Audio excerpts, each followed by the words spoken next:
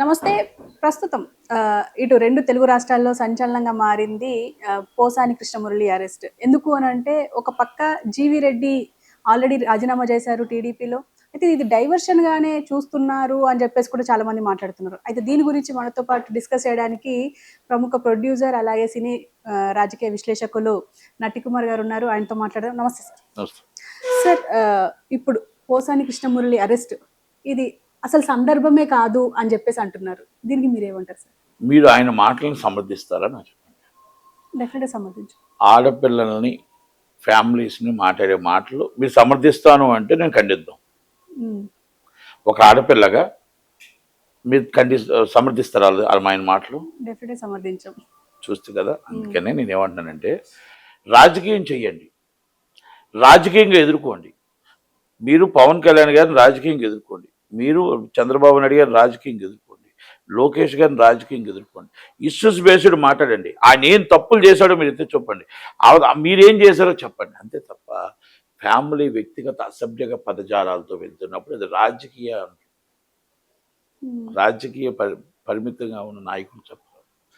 జగన్మోహన్ రెడ్డి గారు ఆ రోజే పోసాని కృష్ణమురళి గారిని ఈ వ్యాఖ్యలు ఖండించుండి పోసాని కృష్ణమురళి గారికి నోటీస్ పంపించిన, లేకపోతే ఈ వ్యాఖ్యల్ని ఆయన ఖండించి వార్నింగ్ ఇచ్చున్నా ఆయన ఉందాతనానికి యాక్సెప్ట్ చెప్పేవాడు. కానీ ఇప్పుడు మాత్రం ఖండించాడు, అరెస్ట్ని ఖండించాడు ఆయన. అంటే ఈ మాటలు నేనే చెప్పాను, ఆయన నా మాట ప్రకారం మా పార్టీ లైన్ ప్రకారం మాట్లాడాడు కాబట్టి ఇది మా పార్టీ స్టాండు అని చెప్పి ఆయన అడ్వకేట్ని కూడా పంపించాడు.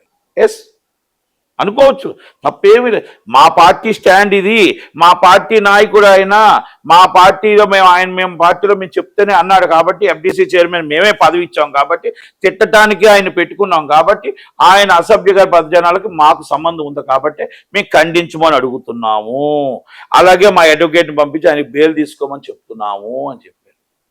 అంటే ఇది కరెక్టా, ఇది రాజకీయం పరిమితి గల నాయకులు కరెక్టా అని అడుగుతున్నాను నేను. జగన్మోహన్ రెడ్డి గారి లాగా ఈ విధంగా ఖండించడం అనేది నేను ఎక్కడ కూడా చూడలే. అంజనీ దేవమ్మ గారిని ఇష్టం వచ్చినట్టు మాట్లాడుతూ ఉంటే, రేణు దేశాయ్ గారిని ఇష్టం వచ్చినట్టు మాట్లాడుతుంటే, భువనేశ్వరమ్మ గారిని మాట్లాడుతూ ఉంటే మనం ఇప్పుడు ఆ రోజు ఖండించకుండా ఈ రోజు అరెస్ట్ను ఖండించడం ఎంత దాకా కరెక్ట్? పోసాని కృష్ణమురళి గారు ఎఫ్డీసీ చైర్మన్గా ఉండి ఆయన అన్ని రోజులు వీళ్ళని తిట్టడానికే పనిగా పెట్టుకున్నాడు తప్ప ఏ రోజున ఇండస్ట్రీకి ఒక పంచ్ కార్యక్రమం చేశాడా, ఒక సినిమా కార్యక్రమం చేశాడా, ఒక నంది అవార్డు ఇప్పించాడా, లేకపోతే ఒక సినిమా ఇండస్ట్రీలో ఇదిగో మేము ఇక్కడ షూటింగ్ జరిపిస్తున్నామని చెప్పాడా, చిన్న సినిమా నిర్మాతకు ఎక్కడైనా న్యాయం జరిగిందా, ఎక్కడైనా మొత్తం టోటల్గా ఆయన తరపు నుంచి పలానా సినిమా ఇండస్ట్రీకి FDC chairman film development corporation జరిగిందా? స్కామ్ జరిగింది ఫైబర్ నెట్లో. ఒక పనికొచ్చిన సినిమాలు కాకుండా దాంట్లో ఒక రూపాయికి పనికిరాని సినిమాలు కొన్ని డబ్బులు ఇచ్చి కొనిపించి దాంట్లో ప్రసాద్ ల్యాబ్లో మీటింగ్ పెట్టించి, ప్రసాద్ ల్యాబ్లో ప్రెస్ మీట్ పెట్టించి, అక్కడ ఉన్న ఫైబర్ నెట్ చైర్మన్ పిలిపించి, మళ్ళీ అలాగే ఈయన చైర్మన్గా ఉండి విజయ్ కుమార్ రెడ్డి గారు అక్కడ ఉన్న ఎండీ గారు కుమ్మక్క అయిపోయి ఇక్కడి నుంచి వైజాగ్ టికెట్లు వేసి ఫైబర్ నెట్ ప్రోగ్రామ్ అంట, ఉత్సవాలంట, అదంట ఇదంట, అక్కడ గవర్నమెంట్ సొమ్ముని కాజేసేసారు. అది జీవీ రెడ్డి గారు దాన్ని మొత్తం ఎత్తు చూపారు. ఎస్, వాస్తవం, ఆయన sincerity is honest and GV Reddy. ఆయన కంపల్సరీ ఎంతమంది ఉద్యోగులు అక్కడ ఉట్టుకుట్టిన ఉద్యోగులతో ఉన్నారు, వైసీపీ నాయకులు ఎంతమంది డబ్బు కాజేశారు, 100 కిలోమీటర్లు లైన్ వేసారని చెప్పి 10 కిలోమీటర్లు కూడా వేయకుండా డబ్బులు తీసుకునేది దోచుకునేది ఎంతమంది. ఇవన్నీ so money is the people's. ఆయన చేసే తప్పులన్నీ ఎత్తి చూపినందుకు దాన్ని పట్టించుకోకుండా దాన్ని ఏదైతే ఉందో వైసీపీని సమర్థిస్తూ ఉన్న ఐఏఎస్ ఆఫీసర్ని ఆయన మాట్లాడాడు.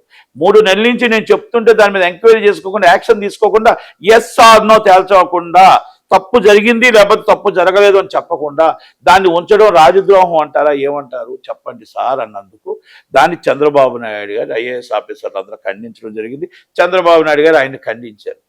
ఆయన ఖండిస్తే ఆయన ఏమన్నాడంటే, సార్ లాలోజీ వాళ్ళతో చూసి చూడనట్టు వెళ్ళాలంటే ఆయన ఏం చెప్పాడంటే, సార్ లాలోజీ పడి నేను గత పాలకుల్లాగే నేను కూర్చొని వాళ్ళు తప్పు చేస్తుంటే నేను దండం పెట్టుకొని భజన చేసుకునే నాయకుడిని కాదు సార్, దయచేసి మీ పదవి వద్దు, నాకు మీ సభ్యత్వం వద్దు, నేను రిజైన్ చేసేస్తున్నాను, దయచేసి అన్యగా భావించొద్దు, ఐఎమ్ సిన్సియరిటీ, ఐ ఆనెస్ట్ అని నేను చెప్పాను, అది నచ్చలేదు మీకు కనుక నేను రాజీ పడుతూ బతకలేను సార్ అని చెప్పి రిజైన్ చేశాడు.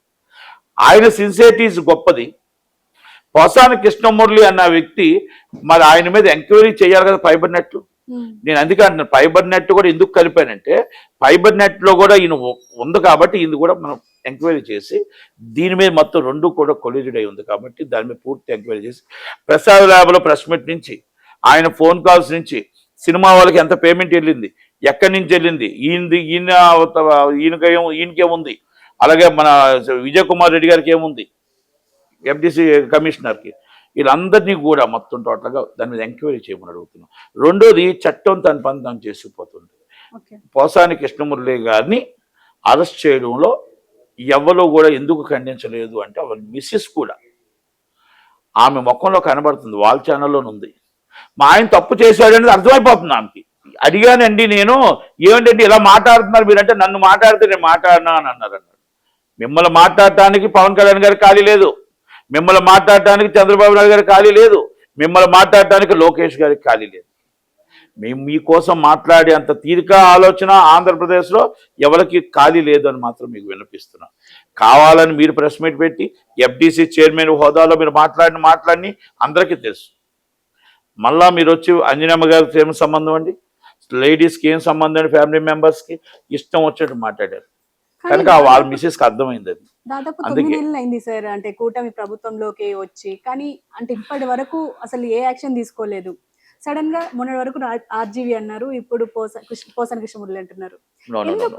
అంటే ప్రాబ్లం ఎలాగొస్తుందంటే it's a technical evidence, it's a investigation. ఇవన్నీ ఇన్వెస్టిగేషన్, పార్టీ 1 సిఆర్పి నోటీస్, ఇవన్నీ కూడా ఇన్వెస్టిగేషన్లో భాగంగా ఎక్కడెక్కడ ఏం జరుగుతుంది ఏంటని సైంటిఫిస్టిక్గా మొత్తం టోటల్గా గత పాలకులు అరెస్ట్ చేసి వెంటనే బెయిల్ వచ్చేసింది. ఇప్పుడు చూడండి మీరు చేస్తే రిమైండ్కి వెళ్తున్నారు డైరెక్ట్గా, ఎందుకంటే is a properly is remand report, properly కరెక్ట్గా అన్నీ చూసుకొని చేస్తున్నారు. గత పాలకులు ఇమ్మీడియట్లీ మీరు అరెస్ట్ చేసి అచ్చెన్నాయుడు గారిని అరెస్ట్ చేసి ఇక్కడ తీసుకొచ్చి లోపల బెయిల్ ఇచ్చారు, అయ్యన్ పాత్రుడు గారు అక్కడ అరెస్ట్ చేసి ఇక్కడ సకంలో ఉండడానికి బెయిల్ ఇచ్చారు. అంటే వాళ్ళు కక్ష సాధింపు చేశారు. యాజ్ అ లా, ప్రాపర్లీ లా ప్రకారం టెక్నికల్ ఎవిడెన్స్ ద్వారా ఎలా చేయాలి ఏం చేయాలి పర్ఫెక్ట్గా చూసి వాళ్ళ అక్కడ తప్పు జరిగింది అంటే నిర్ధారించుకున్నాకనే అరెస్ట్ చేస్తారు. కానీ ఈయన మీద పెట్టిన కేసులు ఏవైతే ఉన్నాయో అంటే అంటే మానవ సంబంధాలను దెబ్బతీసేలాగా ఉన్నాయి అని చెప్పేసి 2 కేసులు ఉన్నాయి, అవి బెయిలబుల్. ఇంకొక కేసు వచ్చేసేమో మర్డర్, అంటే బాగా పెద్ద క్రిమినల్కి హెల్ప్ చేస్తేనో లేకపోతే క్రిమినల్ యాక్ట్లో వర్క్ చేస్తేనో వేసే సెక్షన్ ఉంది.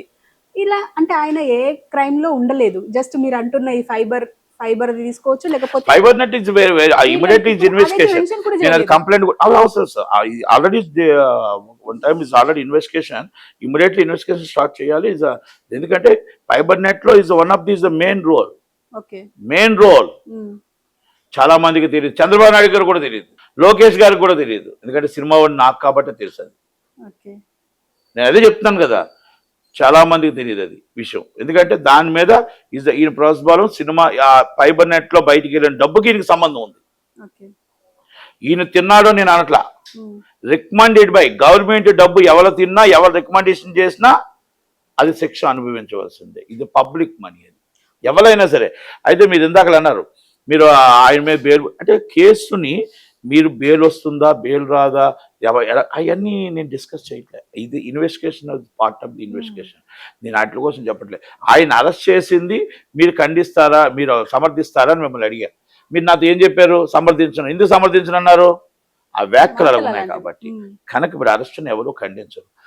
చట్టం యాజ్ అత్యున్నత న్యాయస్థానం కానీ న్యాయస్థానం ఏం చెప్తే, లా ఏం చెప్తే అది వినాల్సిందే. మన రాజ్యాంగం ఏం చెప్తుందో, లా ఏం చెప్తుందో వినాలి, అంతే తప్ప మనం అది తప్పు జరిగిందని అంటానికి లేదు. వాళ్ళని చట్టం ప్రకారం అరెస్ట్ చేశారు, లా ప్రకారం కోర్టులో ప్రొడ్యూస్ చేస్తారు. జడ్జి గారు ఏ తీర్పిస్తే ఆ తీర్పు అందరూ అనుభవం ఉండాల్సిందే, భద్ర ఉండాల్సిందే ఖచ్చితంగా. కానీ పోసాని కృష్ణమురళి నేను ఆల్రెడీ చెప్పేశాను, అంటే తెల్ల జెండా ఎక్కిచ్చేశారు, మీరు తెలిసే ఉంటుంది మీకు. నేను రాజకీయంగా ఎలాంటి విమర్శలు చేయను, ఒకవేళ ఎవరైనా హర్ట్ అయితే సారీ అని కూడా చెప్పి అన్నారు కదా, మరి అది ఎందుకు యాక్సెప్ట్ చేయలేకపోయారు? నేను మాట అంటాను, అంటే నేను అంత మాట అనలేను కానీ నేను మొత్తం టోటల్ శుభ్రంగా తిట్టి ఇంగ్లీష్ ఆయన ఇచ్చిన మనకి వెళ్ళిపోయి వదిలి సరిపోయింది, ఒక సారీ అని చెప్తే సరిపోతుందా? మన తెలుగులో మనం నేర్చుకుంది క్షమించు అంటే సరిపోతుంది. ఆ 5 నిమిషాలు నువ్వు ఎంత బాధపడి ఉంటావు, ఆ 5 నిమిషాలు నీ మనసు ఎంత స్తోభించి ఉంటుంది. కదా. నువ్వు నువ్వు 2 సంవత్సరాల తర్వాత సారీ చెప్తున్నావు. 2 సంవత్సరాలు ఎంత నరకం అనిపించుంటారు ఆ కార్యకర్తలు, ఎంత నరకం అనిపించారు వాళ్ళ ఫ్యామిలీ మెంబర్స్. కన్నీరు పెట్టుకుంది రేణుదేశాయ్ గారు. నన్ను లాక్కండి దీంట్లోకి, దయచేసి ఈ ఊపులోకి, రాజకీయ ఊపులోకి నన్ను లాక్కండి, నాకు ఏమి సంబంధం, మా ఫ్యామిలీలకి ఏమి సంబంధం అని అడిగింది. అప్పుడు కనబడలేదా, మీకు సిగ్గు లేదా అని అడుగుతున్నా. ఆ తల్లి మాటలు, ఆ రేణుదేశాయ్ గారి కన్నీరు మీకు కనబడలేదా అని అడుగుతున్నా. అంజనమ్మ గారిని మాట్లాడుతుంటే కన్నీరు వచ్చే ఫ్యాన్స్కి అందరికి, మరి ఆ రోజు అవి కనబడలేదా అని అడుగుతున్నా. ఆ రోజే జగన్మోహన్ రెడ్డి గారు అది ఖండించుంటే ఈ రోజు ఇంత దాకా ఉండదు కదా. అంటే పార్టీకి ఒక హుందాతనం ఉందనుకునేవాళ్ళం. ఈ రోజు ఖండించాడు ఆయన. నేను అరెస్ట్ని ఖండిస్తున్నాను, నేను బెయిల్కి వెళ్ళండి, ఇమీడియట్లీ బెయిల్ పెట్టండి. నేను మా పార్టీ తరపు నాయకుడు, మా పార్టీ నుంచే మేము మాట్లాడించాం, మా పార్టీ ఆయన మాట్లాడిన మాట ప్రతి మాట మేము మాట్లాడించింది దాన్ని ఆయన మరి సంకేతం ఇచ్చినట్టు అయ్యింది కదా. మరి దీన్ని మనం ఎలాగా మాట్లాడతాం ఒక్కసారి చెప్పండి. మనసున్న మనిషిగా ఎవ్వరైనా దీన్ని మనం ఖండిస్తామా? ఓకే, యాజ్ బర్ లా జడ్జి గారు ఏ తీర్పిస్తారు, జడ్జి గారు బెయిల్ ఇస్తారు ఎవరు అనేది అది ఇన్వెస్టిగేషన్లో భాగం. మనం దానికోసం మాట్లాడట్లేదు. మన ఇవాళ ఈయన అరెస్ట్ చేయకుండా ఇంకొకరు మనం తప్పు చేస్తే ప్రతి వాళ్ళు ఇలాగే జరుగుతుంది కదా. నేను అలాగనేసి టీడీపీ వాళ్ళు చేసినా కూడా తీసుకెళ్ళి లోన్ వేసేయాల్సిందే. టీడీపీ వాళ్ళనైనా వదలొద్దు అని చెప్తున్నాను చంద్రబాబు నాయుడు గారికి. జనసేన వాళ్ళని కూడా ఎవరు వదలొద్దు. మీరు ఇష్యూస్ బేస్డ్ మాట్లాడండి, రాజకీయం మాట్లాడండి, అసభ్యకర పదజాలాలు మాట్లాడొద్దు. అసభ్యకర పదజాలాలు ఫ్యామిలీస్ని లాగొద్దు. అది అందరికీ వర్తిస్తుంది, దయచేసి వర్తిస్తుంది. ఈ కేసులు వాళ్ళకే కాదు ప్రతి వాళ్ళకి వర్తిస్తుందని గుర్తుపెట్టుకోండి. మీ ఫ్యామిలీ సఫర్ అవుతారని గుర్తుపెట్టుకోండి. అంతే తప్ప మేము ఈరోజు మా గవర్నమెంట్ ఉంది మేము ఏమైనా మాట్లాడేస్తామంటే ప్రజలు గమనిస్తున్నారు. మీరు అసెంబ్లీలో చంద్రబాబు నాయుడు గారిని బోర్మని ఏడిపించిన బాధ చూసే మీకు 11 సీట్లు ఇచ్చారు. మీకు చంద్రబాబు నాయుడు గారిని అరెస్ట్ చేసి 52 రోజులు కన్నీరు పెట్టి చూసే మీకు 11 సీట్లు ఇచ్చారు. అందుకే చెప్తున్నాను, యువతర వాళ్ళు తప్పు చేస్తే కూడా అవతల వైపు వెళ్తారు. దయచేసి ఇవన్నీ కూడా మనం రాజకీయంగా ప్రజలు మనల్ని గమనిస్తున్నారని మనం చూడాలి. మనం ఏదైనా చెయ్యొచ్చు కానీ ప్రజలు మనల్ని గమనిస్తున్నారు. 5 సంవత్సరాలకు హక్కు వాళ్ళకి వస్తుంది అని మాత్రం మనం గుర్తుపెట్టుకోవాలి. కానీ సార్ జీవి రెడ్డి రాజీనామా చేశారు, అయితే ఆయన గర్వాపసి వచ్చే పరిస్థితి ఉంది అని చెప్పేసి కూడా మాట్లాడుకుంటున్నాం మీడియాలో. కానీ ఇక్కడ ఏంటంటే ఇది అంటే క్యాడర్ నుంచి వ్యతిరేకత వస్తుంది కాబట్టి చంద్రబాబు నాయుడు కానీ పవన్ కళ్యాణ్ కానీ ఈ అరెస్ట్ చేయించారు అని చెప్పేసి అంటున్నారు. క్యాడర్ నుంచి బాధ ఉంది, క్యాడర్ మాత్రం ఫీల్ అవుతున్నారు అనేది వాస్తవం. క్యాడర్ మీరు చెప్పినా అవునన్నా కాదన్నా జీవి రెడ్డి గారి విషయంలో చాలా మంది కార్యకర్తలు అందరూ కూడా మనోభావాలు దెబ్బతిన్నాయి.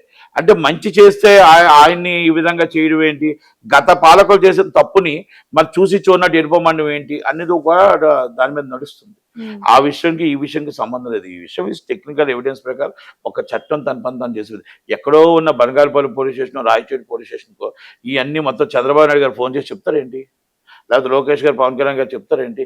ఒక ఇన్స్పెక్టర్ అయినా ఒక స్టేషన్ హౌస్ ఆఫీసర్ ఆ కేసు వచ్చింది, ఆ కేసు ఫైల్లో ఆటోమేటిక్గా క్రైమ్ ఎవరి month is crime file is rating, మొత్తం ఎవరి మంత్ ఈజ్ క్రైమ్ ఫైల్ ఏం జరిగింది, ఏ పొజిషన్లో ఏ స్టేటస్లో ఉంది ఎస్పీకి చెప్తూ ఉండాలి.